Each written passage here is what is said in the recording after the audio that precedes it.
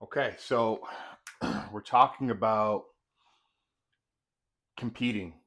No matter what industry you're in, you are going to be competing against another company in some way, shape, or form.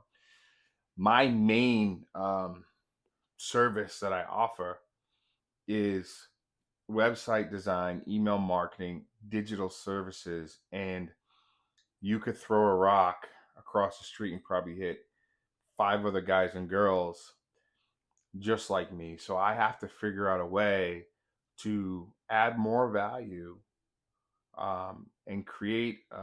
You hear a lot called a USP, a unique selling um, proposition in order to separate me from the competition. So what we're talking about is adding value. And value, the simplest term is the usefulness of something. So if you can prove to be more useful than the competition to the market, then your price isn't always what matters, right? You may be able to charge a little bit more. You may be able to charge the same amount that your competition can charge, but you may get more market share, which is something we'll talk about later too, which is important to think about market share, how many customers you're servicing on a regular basis. But some things that I want you to think about in being able to offer value, package deals, right? They work well with being able to offer value and then also thinking about the emotions that you allow people to feel through your company. Okay. So first, let's talk about package deals. With my company, Intrepid Media, the value that we offer for small businesses is that we allow them to no longer have to worry about their online presence. They don't have to be concerned with it because we're going to take care of it, and we're going to take care of it at a reasonable price. And it's a subscription service, right? So I'm keeping recurring revenue in my business, but I'm also able to be very useful to small business owners in a way that allows them to um, still operate and keep a lot of their capital, right? So I do this by creating subscriptions with package deals. We have deals where we have um, landing pages coupled with us creating a Google business profile for them and doing some email marketing.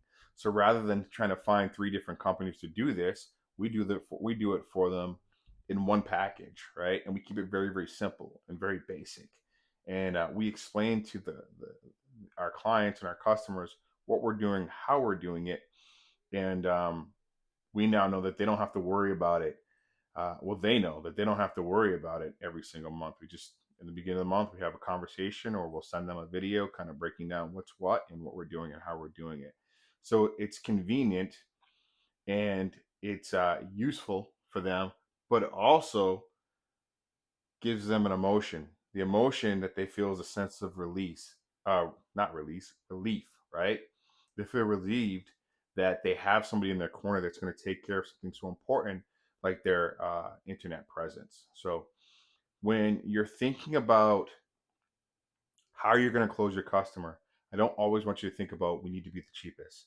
You don't need to be the cheapest. Matter of fact, I would advise you to never, ever, ever be the cheapest. Don't be the most expensive either, unless you can offer a real premium product, right? Or service. Um, but find that common ground, find what makes sense for you.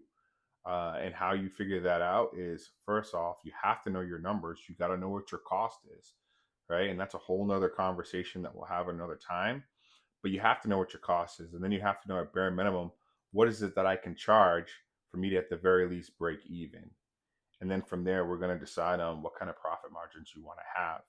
And those profit margins will be decided based on the amount of value, how useful you can be for your customer. And I encourage you to get creative, right? Because there are a lot of things that you can offer that you might take for granted that are your gifts, but you can offer them and they can be extremely valuable for your market. So start focusing on that when you start thinking about your pricing. We're never ever going to compete on price. We're going to compete on value every time.